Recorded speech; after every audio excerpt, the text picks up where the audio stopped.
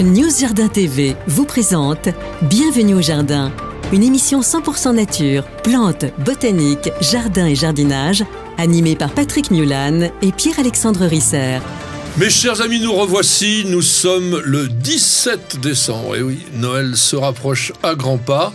Et pour cette émission, eh bien, nous allons nous faire plaisir, c'est le numéro 80.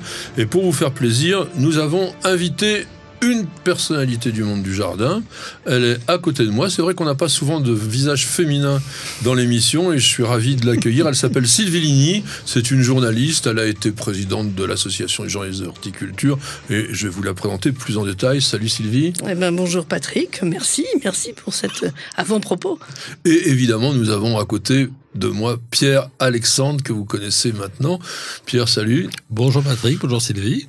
Donc, nous avons une équipe de choc pour vous présenter cette émission, le 351e jour de l'année. Alors là, maintenant, c'est facile le calcul.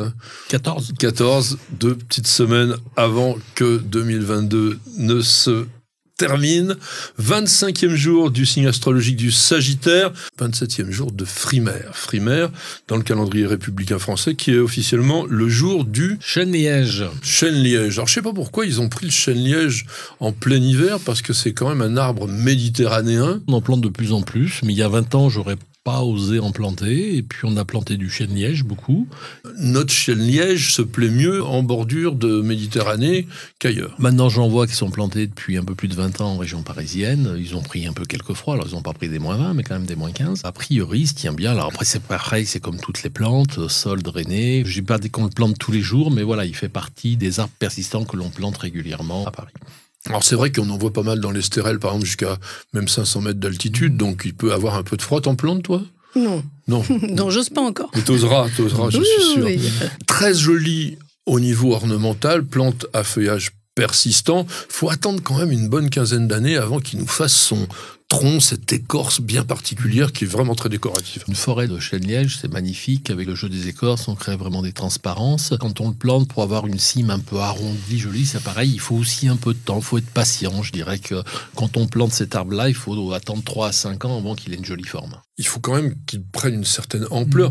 Je ne sais pas à quel moment il va commencer à faire vraiment son liège, parce qu'au début, il n'est pas terrible. L'avantage de cet arbre, c'est qu'on peut trouver des sujets déjà assez grands avec des mottes assez petites. On va payer assez cher.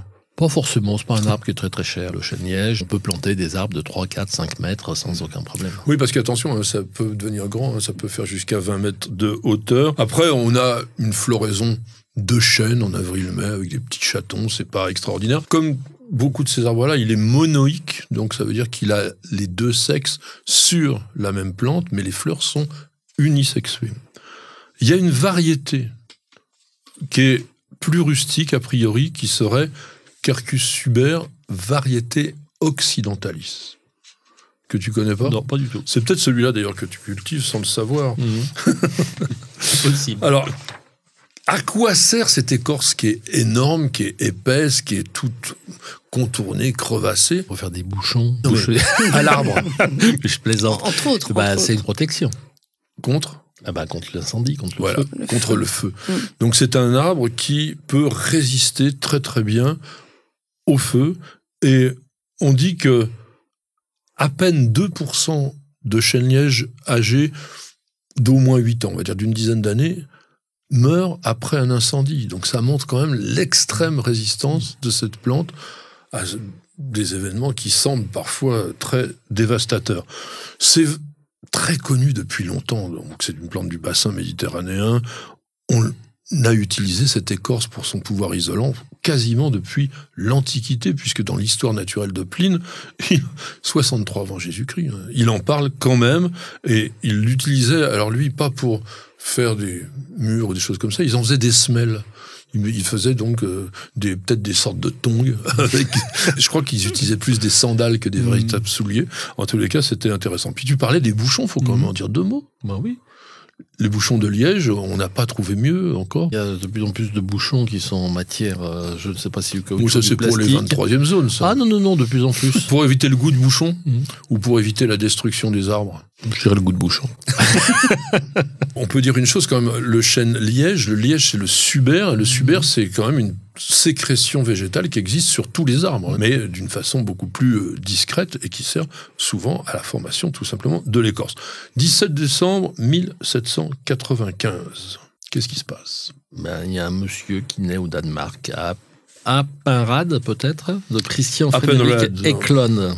Oui, Christian Frédéric Eklund. Il était pharmacien et comme à cette époque tout était utilisé avec des végétaux, il a été un très grand botaniste et il a beaucoup voyagé. D'ailleurs, il a tellement voyagé qu'il est mort à Cape Town en Afrique du Sud. Très jolie ville. Et il a trouvé, notamment en Afrique du Sud, des plantes qui étaient inconnues à l'époque et c'est lui qui a créé le genre Freesia. Alors le Freesia qui est une iridacée sud-africaine très très intéressante. Bon, moins intéressant je trouve aujourd'hui parce qu'on n'a que des hybrides, mais si vous allez en Afrique du Sud, vous en verrez des botaniques qui sont très très bien. C'est tellement beau un bouquet de Freesia, ça sent tellement bon. Il a décrit Oxalis depressa et il a aussi écrit des descriptions de végétales assez importantes et notamment encore une fois sur la végétation sud-africaine. Il y a pas mal de plantes qui ont son nom au niveau des espèces. Aloe eclonis, Delosperma eclonis, qui est une jolie petite succulente, Helichrysum aussi, eclonis, Helichrysum c'est une sorte d'immortel, et puis Osteospermum. Alors ça c'est celui qui est le plus connu, je pense que Osteospermum eclonis, il a donné naissance à toute la génération invraisemblable d'hybrides d'Osteospermum qu'on trouve aujourd'hui. Nous sommes donc le 17 décembre, c'est la Saint-Judicaël ou Gaël, qui était un roi de Bretagne, mais devenu moine, et donc on va avoir quelques petits dictons. Pierre-Alexandre, qu'est-ce que tu nous racontes? À la Saint-Gaël, le froid revient de plus belle. Ou à la Saint-Judicaël, décore ton arbre de Noël. Ça, c'est plus logique. Le froid revient de plus belle. On voit bien que les dictons étaient très anciens, parce que bon, peut-être qu'il va faire froid, j'en sais rien encore. À la Sainte-Yolande, le sapin sans guirlande. T'en aurais, toi? Non, vous me les avez pris, là. On te les a tous pris. Non, vous les avez pris. Mais ciel clair de Sainte-Yolande, gelé sur la lande. C'est joli. C'est mignon. Et attention, justement, la météo, elle est facile en hiver. Nuages, on est tranquille. Pas nuages, le soir, attention, on met tout le monde sous abri.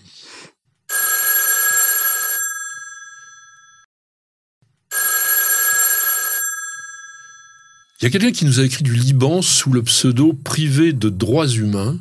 J'espère qu'elle n'est pas quand même en prison, cette dame, parce que c'était au féminin, et qui nous pose une question. Comment distinguer un théier d'un camélia? Ça sent quoi? Je ne sais pas à quelle espèce appartient ma jeune plante. Alors si c'est une très jeune plante, je ne sais pas si on va vraiment facilement le distinguer. On a effectivement affaire à deux camélias. Camélia sinensis pour le théier. Camélia ça sent quoi pour le camélia d'automne. Et là, vous avez déjà une indication, c'est que le camélia d'automne fleurit en automne. Alors que le théier... Ouais, il fleurit aussi à l'automne. Non. Il fleurit en fleurs en ce moment. Bah, c'est pas normal, parce que le théier, ça fleurit plutôt janvier, février. Ah ouais, mais là, en ce moment, je dis, ils sont pleines de fleurs. Après, il y a une deuxième chose. Le feuillage, n'est pas tout à fait le même quand même. C'est des petites feuilles, voilà. Mais l'autre a une feuille un peu qui se recroqueville un peu plus, et puis il y a un port qui est plus prostré. Hein. Il y a la couleur. Le sinensis, c'est blanc. Voilà. Blanc pur. Il est, alors, un peu jaunâtre, quand même, parfois, avec un gros bouquet d'étamines au milieu. Ouais. Alors que ça sent quoi? On est plutôt sur du rose. Il y en a des blancs, hein, c'est vrai, j'en ai un au jardin qui est blanc, mais bon, c'est plutôt des cultivars. Mais à l'origine, il est plutôt rose. Ouais, et puis bon, dans 500 quoi, il y a tellement de variétés. Il y en a des prostrés, il y en a des grands, il y a un peu de tout. Mais c'est vrai que le camélia 500 quoi, en principe, a une fleur qui est beaucoup plus grande que le théier. Le théier a une fleur qui est beaucoup plus petite. Et puis c'est plus poussant, le 500 quoi. C'est vrai que sur un jeune plant, c'est pas forcément évident. C'est assez facile quand même à distinguer. Je sais pas au Liban, mais moi je dirais qu'on a plus de chances de trouver dans le commerce quand même des 500 quoi que des théiers. Théier, c'est une plante qui va peut-être venir un peu à la mode. Il y a même des essais de plantation de théier qui se font en France. Il y en a à La Réunion. Oui. Parce que l'histoire de La Réunion, c'est que dans les années 50, on s'est dit pourquoi on n'a pas de thé en France, donc on plante des théiers partout à La Réunion. Et puis après 68, on augmente le SMIC de 35%. On n'est plus compétitif. Plus du tout. Et il y a une dizaine d'années, à La Réunion, on a récupéré ces plantations de théiers. On fait un labyrinthe, on fait un jardin qu'on peut visiter avec des théiers qui sont énormes. On peut acheter un peu de thé fabriqué à La Réunion. Mais c'est très joli à voir et c'est magnifique de voir des théiers qui font 10-12 mètres d'eau. Ah, oui. Ouais. Le ça sent quoi, il fera jamais 10-12 mètres, lui. Ah si. Si. Tu vas à Bayonne chez Mémou, tu vas en trouver. C'est des plantes qui ont 60, 70 ans. C'est quand même du vieux. Et c'est à Bayonne. Donc, dans un climat propice. Très propice au Très camélia. propice au camélia. Voilà, entre le camélia, ça sent quoi, ou le camélia sinensis, vous faites votre choix. Vous n'avez pas encore la main verte? Alors suivez les bons conseils de News Jardin TV avec nos paroles d'experts. Pour cette rubrique Parole d'expert, j'ai choisi de parler d'un sujet sur lequel Pierre est particulièrement compétent, mais je vais d'abord demander à notre invitée ce qu'elle en pense. On parle des murs végétaux. Alors je sais que Sylvie est une jardinière plutôt à inspiration et tendance naturaliste. Est-ce que les murs végétaux, ça t'inspire? Vaste question. Alors ça m'inspire, oui, dans certains cas. Je vois qu'on va parler quand même de celui qui en a fait la large promotion. Et il y en a un à Paris, qui est rue d'Aboukir, qui est très intéressant, parce qu'il est fait avec des espèces qui poussent tout à fait naturellement sous nos contrées. Donc un mur végétal, oui, dans une ville où l'espace manque, c'est intéressant. Après, tropicalisation, on va dire, de certains murs végétaux, ça peut poser d'autres problèmes. Patrick Blanc, que tu as évoqué sans le citer, qui est donc celui qui a instauré la mode, entre guillemets, des murs végétaux dans notre pays, est un spécialiste botaniste de la flore tropicale. Et c'est en observant les strates de végétation qu'il y a sous la forêt tropicale, parce qu'en fait, il a même fait un bouquin qui s'appelle « Sous la forêt tropicale », où il y a toutes ces végétations. Il s'est inspiré de ça pour se dire les végétaux poussent verticalement dans ces endroits-là, et il l'a reproduit. Et au début, il avait créé un mur végétal à l'intérieur chez lui. Et il en a fait d'ailleurs un très très beau, un hôtel parisien qui s'appelle Pershing, un immense truc à l'intérieur, et là ça a aussi de la gueule. On peut se poser la question de l'intérêt réel du mur végétal, même si ça pourra, je pense, avoir une valeur de protection thermique, ou même, comme tu disais, de décoration. Maintenant, Pierre, toi, tu en as installé, développé, étudié, tu vas nous en parler en long, en large et en travers. Le mur végétal de Patrick Blanc, c'est les végétaux posent sur une toile. Oui. Hein. Donc les racines se mettent dans cette toile et la toile est irriguée, on apporte avec l'eau les éléments nutritifs et les plantes se développent très très bien. Mais comme il n'y a pas de terre, il n'y a pas de réserve, si on oublie d'arroser son mur végétal pendant 3 jours en été, il est mort. Normalement, tu n'oublies pas parce que c'est automatique, il y a un système. Il ne faut pas que ça tombe en panne. Oui, voilà. Voilà. Ce que je veux dire par là, c'est que ce genre de mur végétal, c'est comme une Formule 1. S'il y a un réglage qui n'est pas fait, ça tombe en panne. Ce qu'on peut reprocher, c'est le coût d'installation, le coût d'entretien. Après, c'est magnifique. C'est spectaculaire. Celui de la rue d'Aboukir, c'est vrai qu'il est particulièrement beau. Le jour où il fera -20, comment ça va se passer parce que les racines vont geler, il y aura l'entretien à faire. Alors c'est vrai qu'il faut une nacelle, donc il faut savoir que c'est un coût, mais pourquoi un tableau de peintre aurait un coût et pas un mur végétal? Après, de mettre des végétaux sur des façades où ils respirent, ils absorbent du gaz carbonique. Il y a eu tout un tas d'autres murs végétaux qui se sont installés suite à ce qu'a lancé Patrick Blanc, avec différents contenants, avec du terreau, pas de terreau. On peut imaginer ça, d'avoir un mur végétal chez soi? Oui, on annonce la couleur entre 800 et 1200 euros du mètre carré, plus le coût d'entretien, plus changer les plantes, donc ça en refroidit plusieurs généralement. Après, on est capable de le faire, alors sous ce procédé-là, sous d'autres procédés. Nous, on en a fait quelques-uns, on s'était inspiré de ça, et on a fait ça avec des gabions, avec 50 cm de terre, ce qui fait que c'est un peu... Par rapport au mur de Patrick Blanc, qui est le cheval de course, nous, c'est le cheval de trait. Il y a une réserve de terre. Dans la nature, on voit sur des roches où l'eau coule des plantes qui se... Oui, mais justement, c'est ça qui pose le problème. C'est-à-dire que, d'une manière générale, quand même, l'ensemble de la végétation est plutôt sur la terre plate. Enfin, ça peut être en montagne, etc. Mais tout un système vertical comme ça, on le voit quasiment rarement. Il y a des falaises, mais c'est pas vraiment très végétalisé. On doit choisir des végétaux bien particuliers en fonction justement des hauteurs où on les met et tout ça. Ah, quand on regarde les murs de Patrick, on emploie des végétaux assez divers. Ceux qui sont en haut reçoivent plus de lumière que ceux qui sont en bas. Je dirais que c'est plus aussi de choisir sur l'envahissement des végétaux qui vont envahir les autres. En effet, si tu mets, je dis n'importe quoi, une pervenche en haut qui va descendre, bah, elle va enlever la lumière à toutes les plantes qui seront en dessous. Il y a un choix, en effet, qui sera à faire. Il y a aussi l'humidité. Pareil, l'eau elle descend. Il y a quand même une chose logique dans cette planète, c'est qu'on a la gravité. L'eau arrive du haut, elle descend, et les plantes du bas reçoivent plus d'eau que celles du haut. Le mur de Patrick, l'eau est retenue juste pour la toile, il ne peut pas y avoir trop d'eau. De toute façon, Non, mais parce que son système, lui, remonte en permanence. Oui, C'est-à-dire qu'il y a ça. Mais quand on le fait naturellement, c'est-à-dire comme tu as fait les gabions, la terre, etc., il faut choisir quand même bien ses végétaux. Bien entendu. Et puis, il faut qu'en bas, ce soit drainé. Et puis, bon, généralement, dans ce genre de choses, on met des rétenteurs d'eau à l'intérieur pour justement limiter les arrosages et faire que l'eau reste à l'intérieur du mur. Je voudrais ajouter sur Patrick Blanc, en fait, c'est son observation de botaniste et des sous-bois des forêts tropicales, du mode de vie de ces plantes, qui l'a conduit vraiment à ça.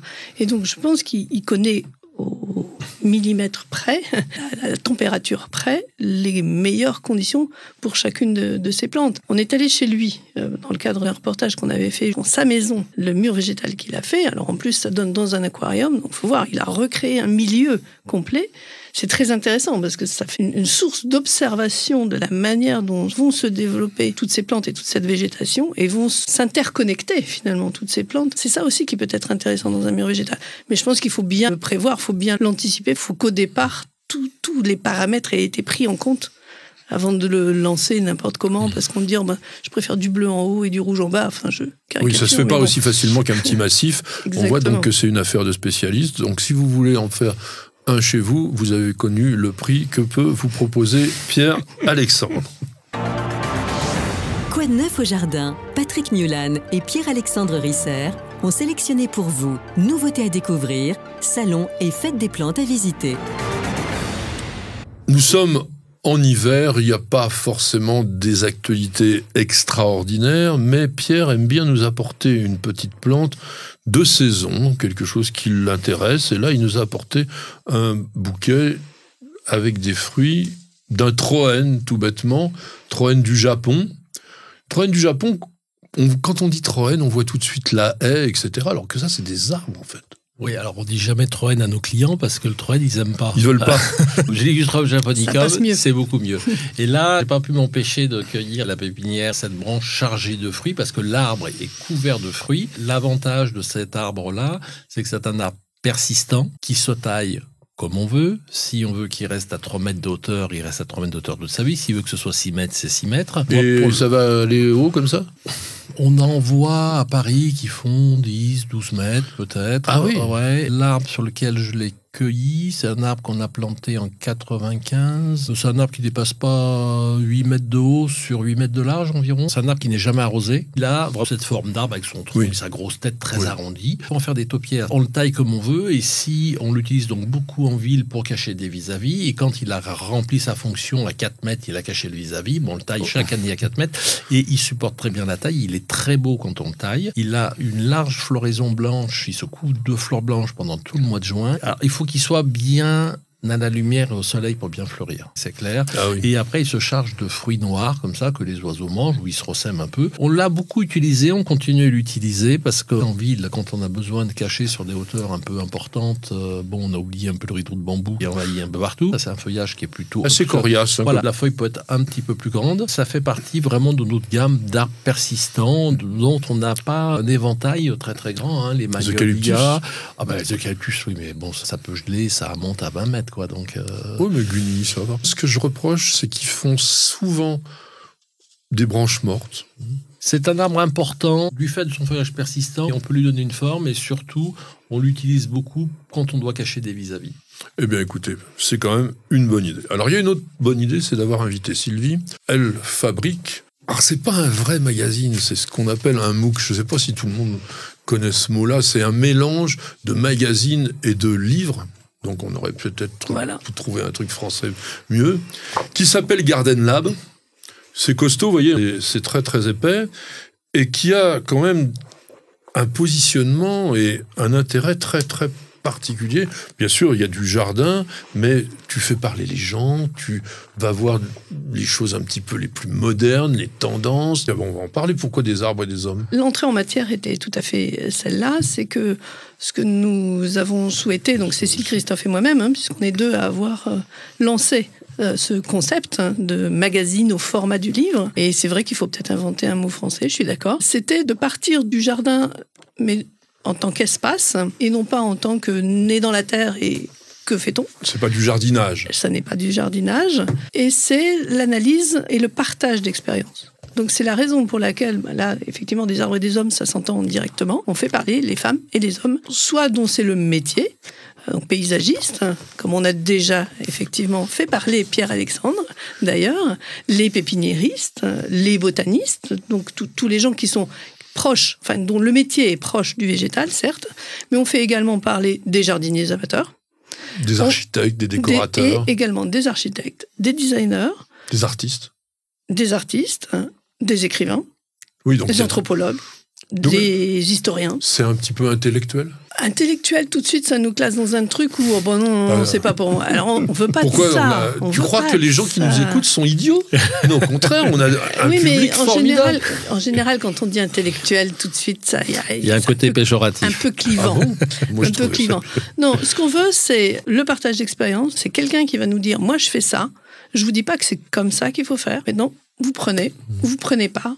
Mais ça fait réfléchir un peu. Donc, on a l'habitude de dire qu'on fait un peu de pédagogie douce. On n'est pas donneur de leçons. On est sur un thème. On va essayer de brosser le thème le plus largement possible. Donc, c'est en ça que ça peut ressembler à un livre. On est dans les différentes manières de faire. Voilà. Et là, par exemple, sur ce thème-là, c'est pour ça que le titre des arbres et des hommes est important. C'est qu'on a fait écrire 5 personnes. On leur a demandé d'écrire une histoire sensible qui leur est proche, avec une histoire d'un arbre. Yves-Marie Alain, lui, il a écrit toute une histoire sur le être. À la fois histoire, et pourquoi il est mal. Le être, malheureusement, on risque de le voir disparaître. Le mal-être du être. Le mal-être du être, voilà, il fallait le faire. Elle sait de quoi elle parle, elle a la passion, et vous le retrouverez tout ça à l'intérieur du livre. J'ai envie de dire livre, parce que c'est vrai que ça a la valeur d'un livre. Ça coûte combien et on le trouve où? Là, le dernier, il est à 22 €. Les autres sont à 19,90 €. C'est 180 pages. 180 pages. Il y a de quoi lire, mais il y a aussi de belles photos. Oui. Parce qu'en fait, ce que l'on veut aussi, c'est de pouvoir mettre en valeur toutes les formes médiatiques. C'est-à-dire à la fois le texte, mais également l'image. Il y a un photographe qui a une carte blanche systématiquement dans chacun des numéros. Et on termine aussi chaque numéro par un reportage dessiné. Une forme de carnet de voyage. Ah oui, voilà. Alors là, celui-ci était très particulier, parce que c'est des enfants migrants.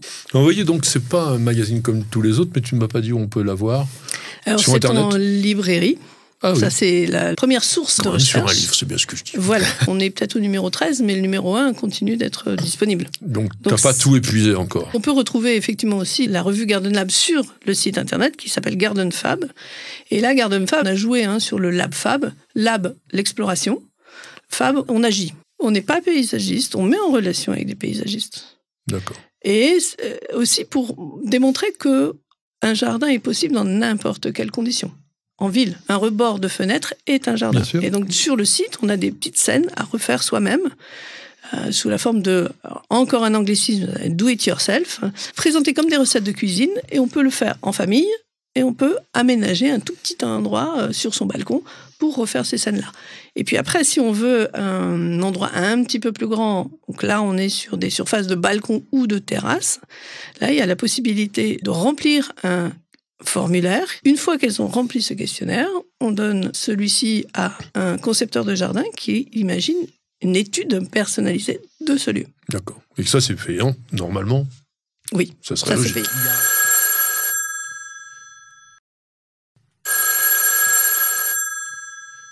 Dring, dring, dring, c'est Jessica qui téléphone pas mais qui a écrit sur le site www.newsjournaltv.com. Pourquoi couper les racines lors d'un rempotage?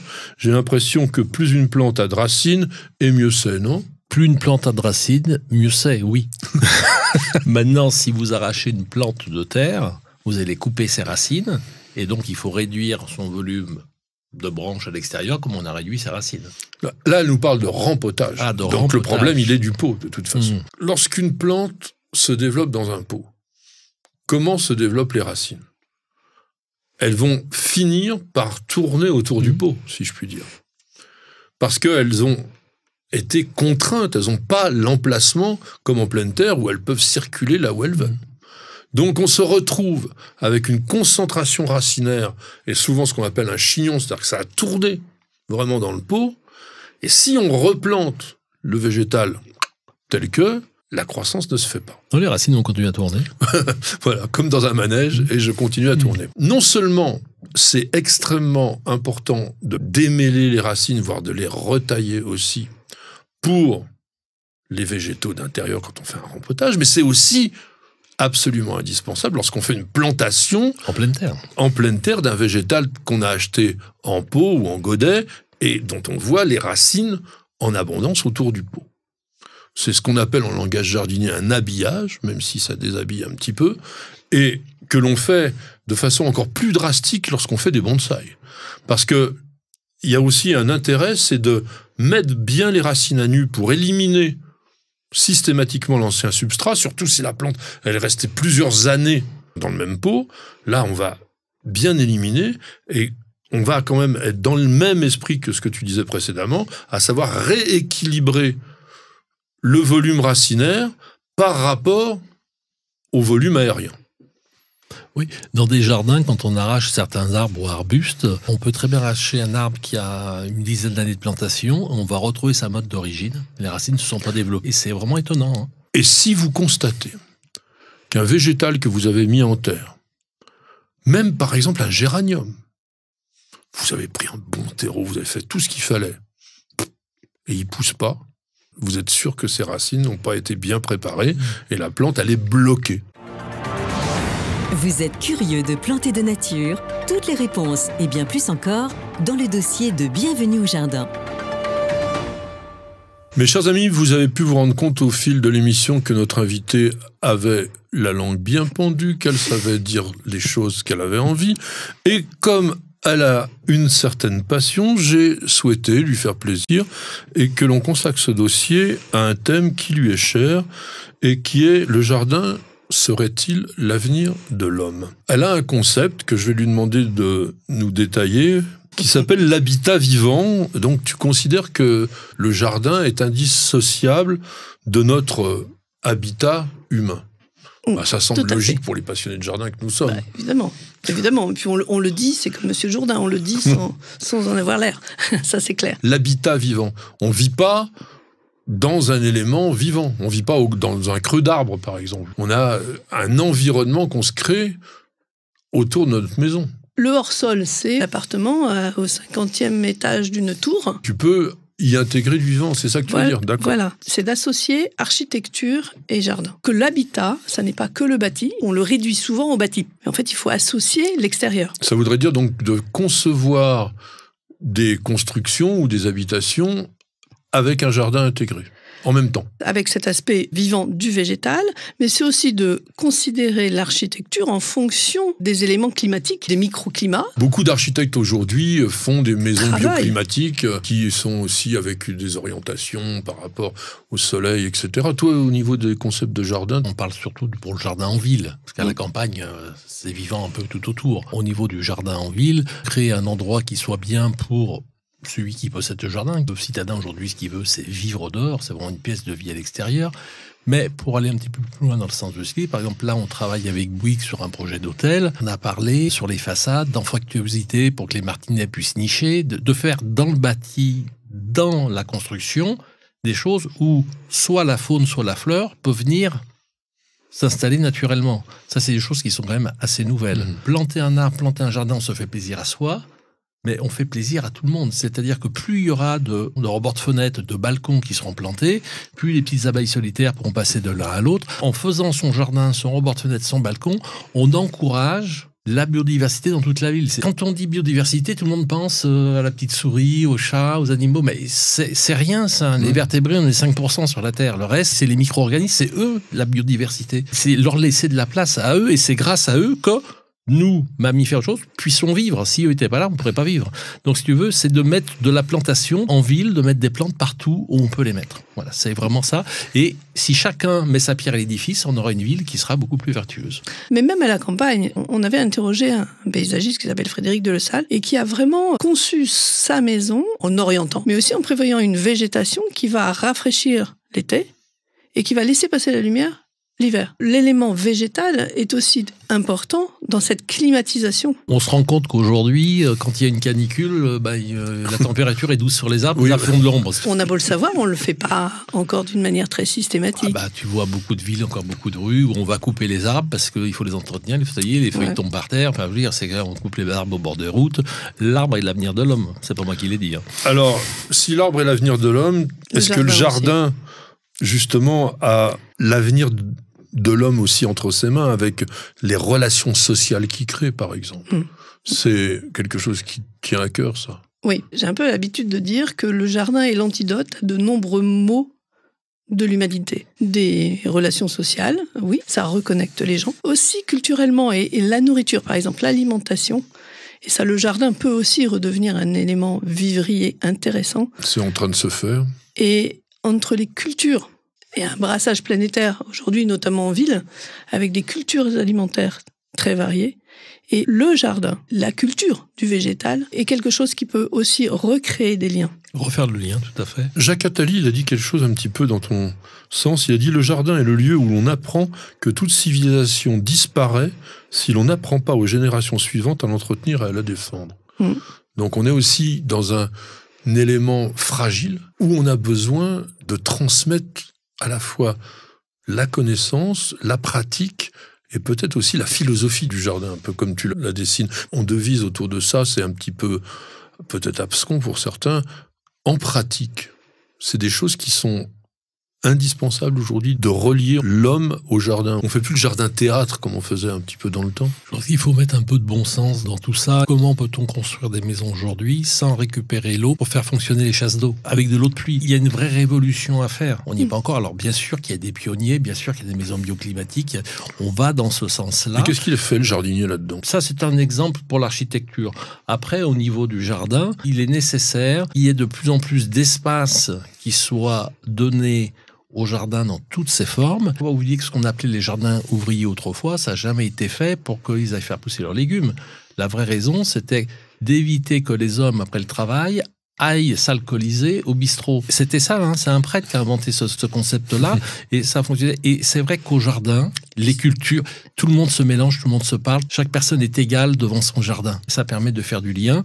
Et en ville, le jardin, il y a des études anglo-saxonnes qui ont été faites, parce que les anglo-saxons sont assez forts là-dessus, qui démontrent que plus tu habites près d'un jardin, d'un grand espace vert, moins t'es malade, moins t'as de problèmes psychiques. Et que le jardin, finalement, s'il est un coût, autour de lui, il fait faire plein d'économies dans plein de secteurs différents, mais qui sont jamais comptabilisés. Il est nécessaire pour que la ville soit plus vivable, qu'il y ait plus d'espace vert. On peut dire donc que ce jardin qui était un espace clos commandé par l'homme, aujourd'hui redevient un espace un peu naturel dans lequel l'homme essaye de survivre.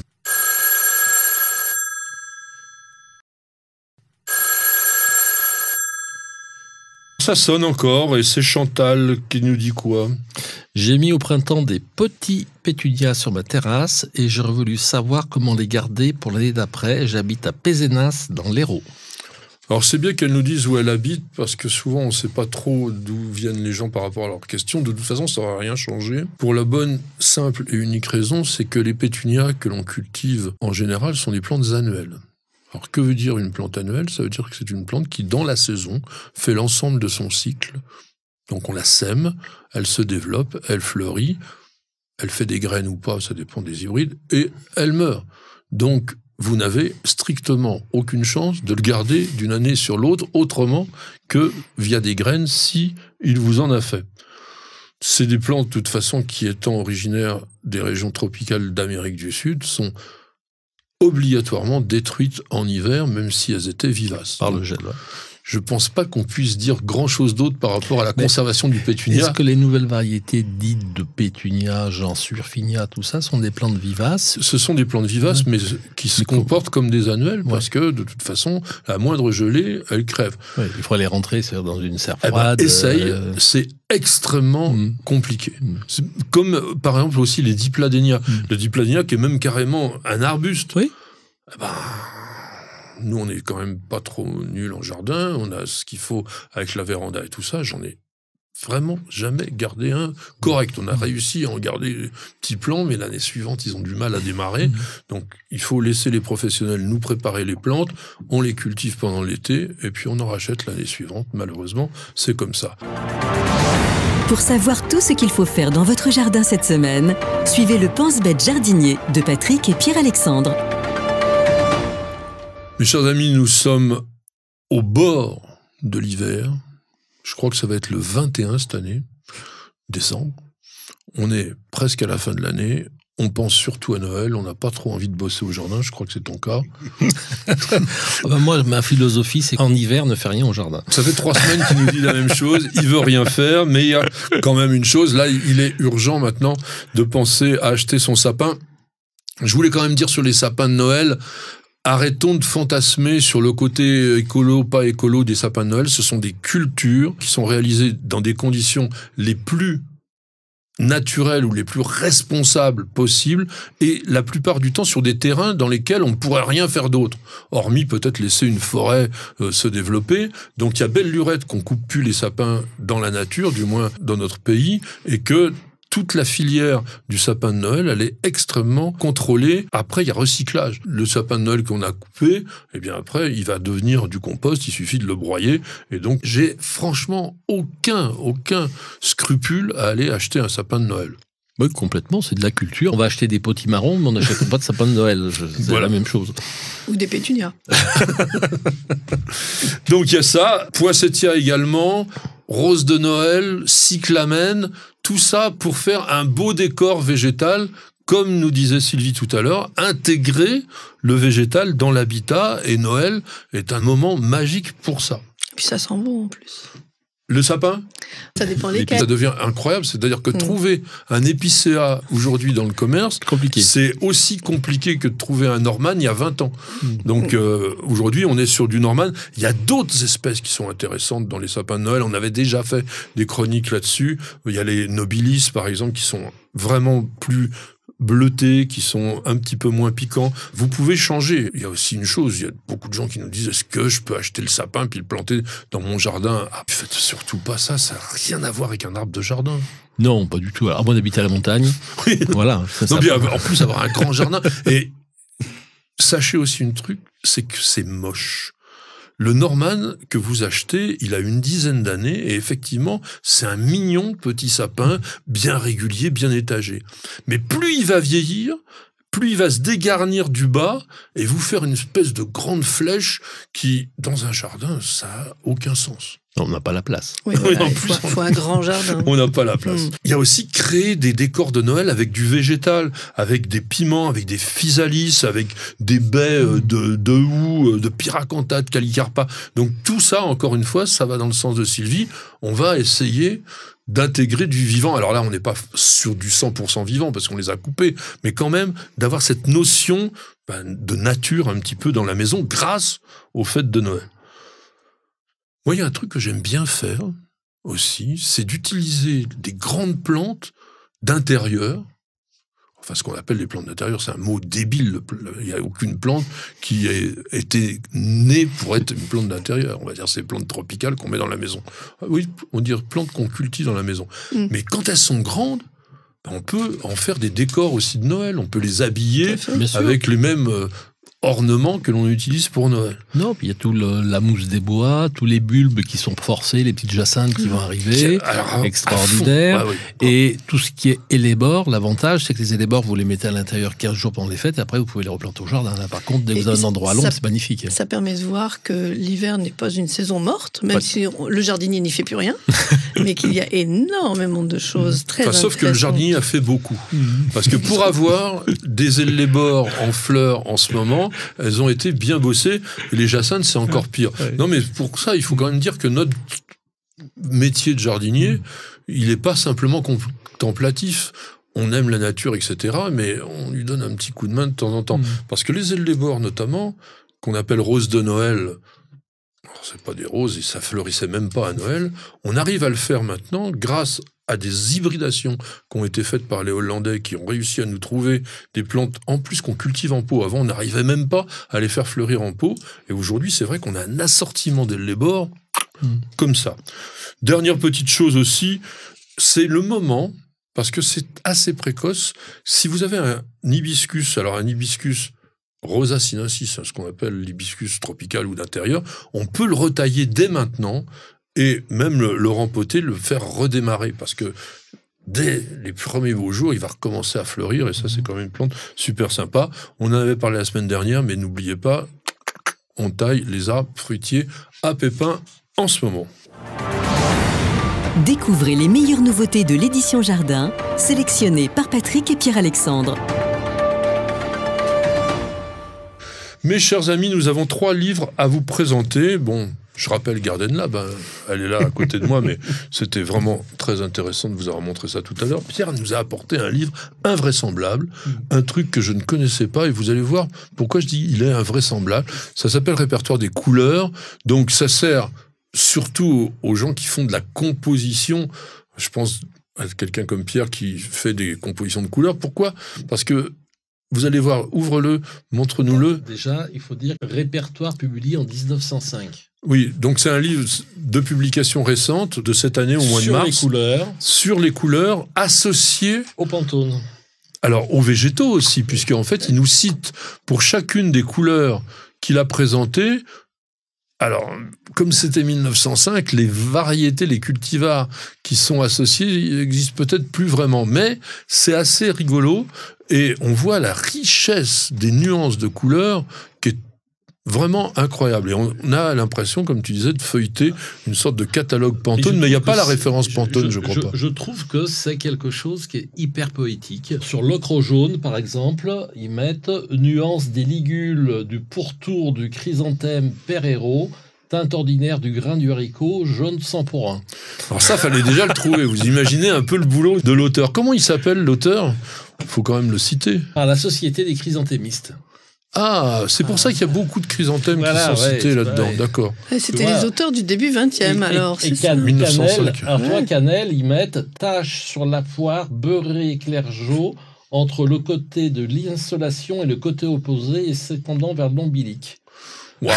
Pierre, il trouve une poésie, moi pas franchement, je trouve pas ça très poétique, mais en revanche, technique, scientifique, c'est extraordinaire quand même. C'est des gens qui ont observé avec une précision absolument remarquable. Voilà, tu vois, ici, sommité des inflorescences, fleurs ouvertes situées au-dessus du gros bouton du bégonia Rodolphe Lheureux.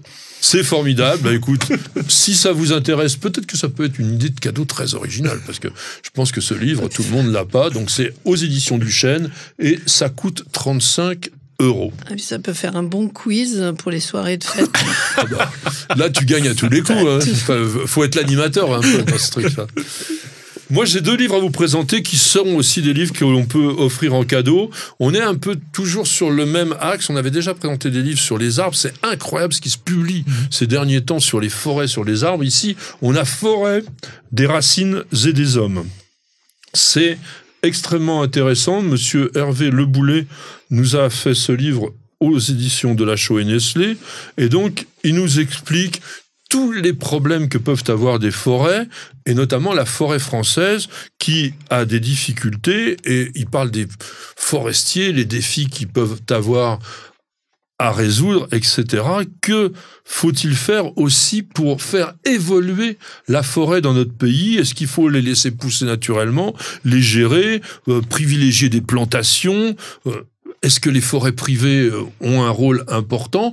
Donc, il y a des problèmes aussi des ravageurs. Vous avez toutes les questions possibles, imaginables sur cet écosystème. Il y a la faune, il y a la flore. C'est vraiment très, très intéressant, d'autant plus que l'illustration, elle est pas mal. D'ailleurs, on dirait un peu Garden Lab. On dirait. C'est ce que j'étais en train de me dire. Un petit peu. Un autre livre qui est aussi valable, Des arbres pour le futur, de Yves Daricot au Rouergue. Alors là, il est parti, évidemment, sur le principe que le climat étant en train de changer, qu'est-ce que l'on va pouvoir planter maintenant ? Puisque quand vous mettez un arbre en terre, on le disait au cours de l'émission, c'est pas pour 3 jours, c'est pour des décennies. Donc, il essaye de trouver un peu des arbres qui pourraient aller sur notre territoire en rappelant aussi une certaine évolution des plantations végétales arborescentes au fil des millénaires dans notre pays. Si on est au Rouergue, le livre de monsieur Yves Daricot coûte 35 €.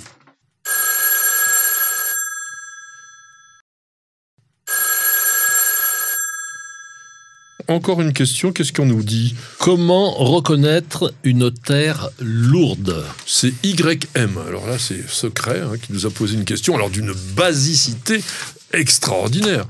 C'est un mot jardinier, la terre lourde.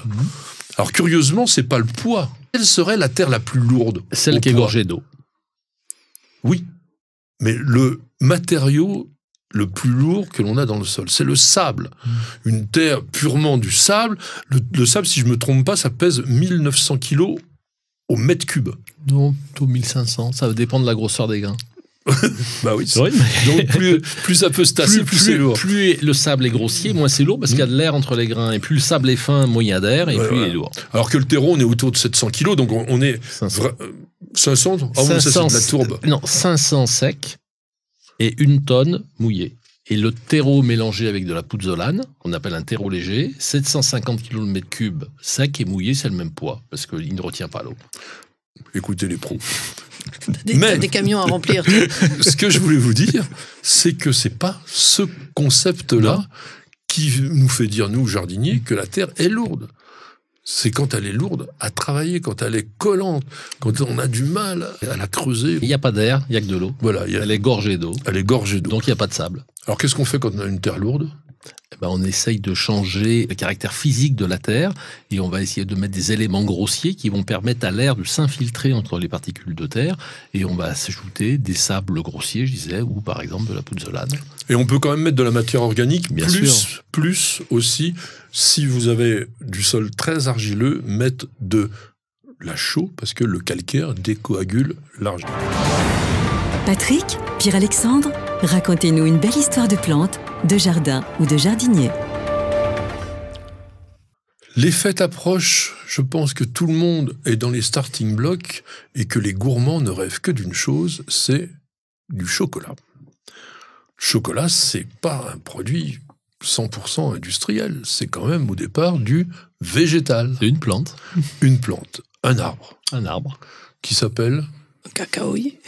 Oui, cacaoyer. Théobroma cacao, c'est le nom que lui a donné Monsieur Linné en 1753. Un arbre pas énorme, on va dire une dizaine de mètres maxi. Plutôt en culture, on les taille un peu plus courts. On en fait des arbres de 4-5 mètres de hauteur, qui sont, ça encore, la classification botanique, elle est extraordinaire. Pendant très longtemps, on les a classés dans une famille qui s'appelait les Starculiacées, et aujourd'hui, la classification phylogénétique qui est complexe, elle les a remis dans les Malvacées. Entre une mauve et un cacaoyer, je peux vous dire qu'il faut être botaniste pour pouvoir leur trouver une filiation. En tous les cas, c'est comme ça. Ces cacaoyers sont des plantes d'origine sud-américaine, et il en existe, parce que je disais, les cacaoyers, il y en a 21 espèces quand même. De Théobroma. Oui, toutes produisent. On utilise essentiellement Théobroma cacao. Alors les autres, de toute façon, je pense que personne ne les connaît. En revanche, il existe plein de cultivars, des variétés spécifiques, avec les spécialistes du chocolat sauront que celle-là, elle est mieux que celle-ci. La plante est particulière. Persistant, longue feuille, un peu gaufrée, et qui est cauliflore. Qu'est-ce que ça veut dire, cauliflore? Les fleurs poussent sur le tronc. Ouais. Les fleurs poussent directement sur les branches charpentières ou sur le tronc. Et donc, on a les cabosses, qui sont les fruits, qui vont se développer directement comme ça. Il n'y a pas beaucoup de plantes qui donnent cet aspect-là. Et le cacaoyer, on le reconnaît entre mille quand on est dans un pays tropical. La cabosse, pour les botanistes, c'est une baie. Donc, en fait, c'est un fruit charnu avec des pépins. Les pépins, c'est quand même des gros pépins. Ça ressemble un peu à un ballon de football américain. Ouais. C'est pas très, très, très grand. Et à l'intérieur, vous avez ces grosses fèves, on appelle ça les fèves de cacao.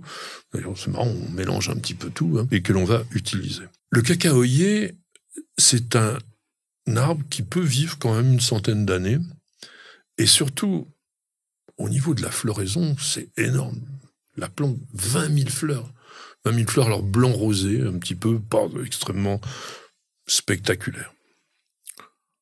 On revient sur l'Amérique du Sud, plante qui a été cultivé depuis très très longtemps.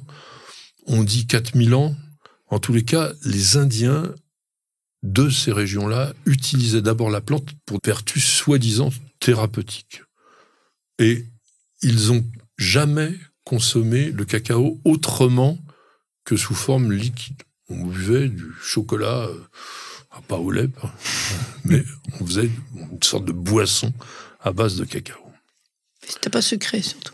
Alors c'est ça, parce qu'on va y venir à ça. Les Mayas ont apporté au Mexique, vers le XVIIe siècle, avant Jésus-Christ, pardon, la culture du cacao. C'était une boisson religieuse, pratiquement. On disait que ça permettait de se nourrir même après la mort. Est-ce qu'il y avait une idée d'embaumement là-dedans? Je ne sais pas. Une légende qui dit que le dieu serpent à plumes, vous vous rappelez un petit peu les histoires du Quetzalcoatl, là, récompensa l'acte héroïque et le courage d'une princesse aztèque en lui donnant justement à son peuple le cacaoyer. Et cette princesse était mariée, son mari avait été tué. Il avait un trésor, le fameux trésor des Aztèques, et il n'avait jamais voulu dire où ça se trouvait, et c'est pour ça qu'on l'avait récompensé avec un autre trésor, qui était un trésor végétal, à savoir le cacao. Et là, on arrive plutôt aux Européens.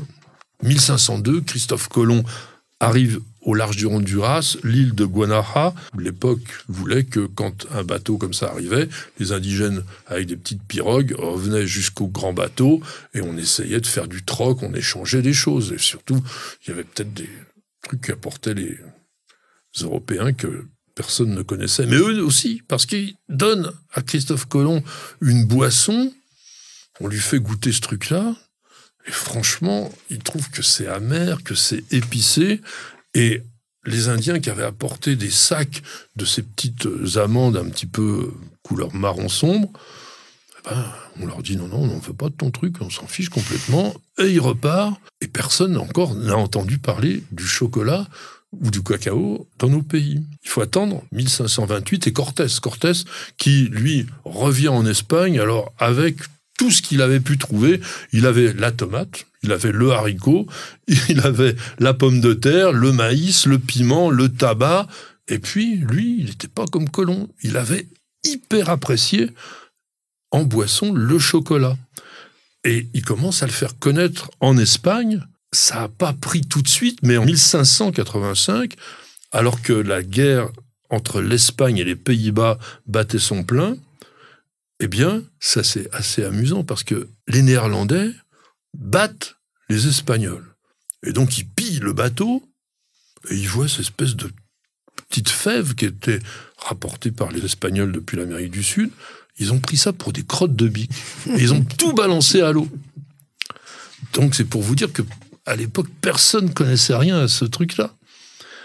1615, Anne d'Autriche, qui était fille du roi d'Espagne, elle avait 14 ans, la pauvre, elle est mariée avec Louis XIII.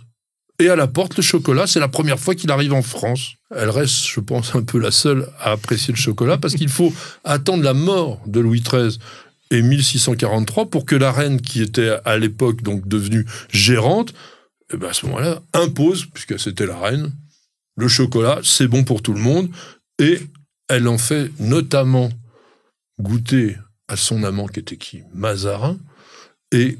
Cardinal. Oui, c'était l'époque, hein, voilà. Et il fait, lui, venir un chocolatier d'Italie. 1660, une autre princesse espagnole, Marie-Thérèse d'Autriche, elle épouse Louis XIV, et on dit, elle avait deux passions, le roi et le chocolat. Et lui, Louis XIV, il dit, c'est un aliment qui trompe la faim mais ne remplit pas l'estomac. Alors je ne sais pas comment il le mangeait. Et donc, il estime que ce n'est pas la peine d'en manger, mais la reine, elle tient bon, et à Versailles, ça devient un produit à la mode, et on en servait tous les lundis, les mercredis et jeudis à la cour. En suivant la hiérarchie royale, on arrive à Louis XV, et à l'époque, c'était vraiment la grande époque des agapes, et quand Alain Baraton vous raconte ce qui se passait à Versailles à cette époque-là, on s'amuse un petit peu, et le chocolat, à ce moment-là, est considéré comme aphrodisiaque. Et les maîtresses de Louis XV, Madame de Pompadour, Madame du Barry, elles utilisent vraiment le chocolat avec une certaine volonté. Et notamment, Madame de Pompadour qui dit qu'elle emploie le chocolat pour s'échauffer le sang parce qu'elle considérait que le roi la jugeait froide, a dit, comme une macreuse. Pas terrible. Enfin, on n'était pas qu'élégant à cette époque-là. Pas vraiment, non. Et la seconde, Madame du Barry, qui avait une foule d'amants, elle utilisait le chocolat pour rendre un peu plus son tempérament ardent. Et puis arrive 1753, et puis Carl von Linné, notre fameux botaniste suédois, nomme Théobroma cacao. Théobroma, si on regarde l'étymologie, ça veut dire quoi?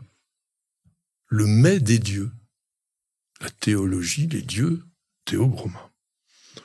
Quelques années plus tard, 1770, Marie-Antoinette, elle aussi qui était autrichienne, elle se marie avec Louis XVI, et elle arrive d'Autriche carrément avec son chocolatier perso. Et elle crée même la fonction chocolatier de la reine. Et à l'époque, on dit qu'être chocolatier de la reine, c'est un fief bien plus lucratif que maintes baronnies fièrement armoriées et gironnées.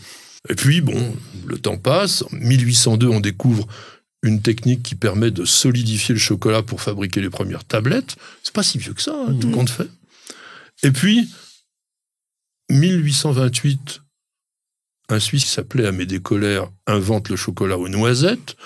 Et cette même année, ça c'est des noms qui sont restés, Kohler, et là vous allez avoir Van Houten, lui qui arrive à séparer les éléments qu'il y a dans le cacao, et notamment les matières grasses, pour créer à la fois le beurre de cacao d'un côté, et puis aussi réduire en poudre le pain de chocolat qu'il a obtenu en enlevant le gras, et il invente le chocolat en poudre.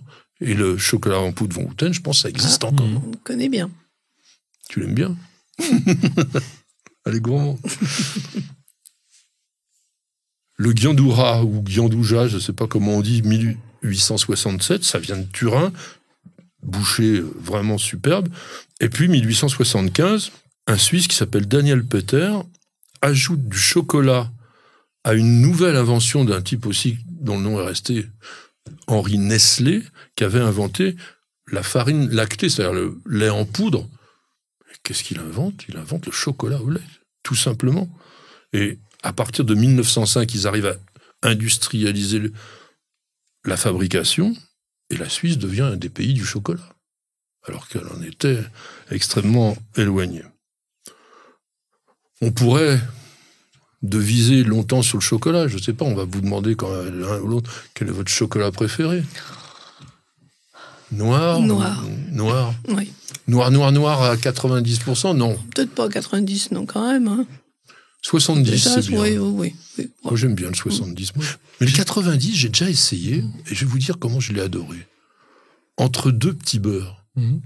Comme une sorte de petit sandwich au chocolat, et ce côté très amer, alors quand on est à 90%, et ben avec un peu de biscuit sec, c'est pas mal. Et toi, alors? Quand j'étais enfant, j'étais pas fan de chocolat. Alors plutôt chocolat au lait, des choses que les amateurs de chocolat vont dire c'est pas bien. Et en vieillissant, j'aime que le chocolat noir aujourd'hui et le chocolat noir à la fleur de sel. Alors ça, c'est pour moi, c'est pas mal. C'est le must. Avec une Moi, petite j'aime pointe bien. de piment. Alors, piment, c'est pas mal, et puis orange, c'est bien aussi.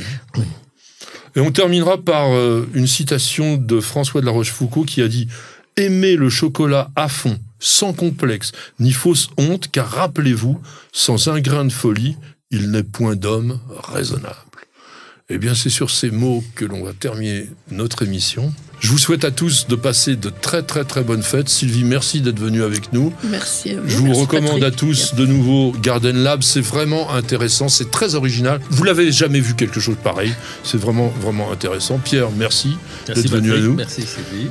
Je voulais vous dire que l'émission Bienvenue au Jardin va faire une pause hivernale. On a plein de reportages à mettre en scène, en ligne, et vous aurez aussi votre émission Le Quotidien du Jardin régulièrement. On se retrouvera juste avant le printemps, de façon à redémarrer à fond. En tous les cas, merci de nous suivre, merci d'être avec nous, et on vous dit bienvenue au jardin.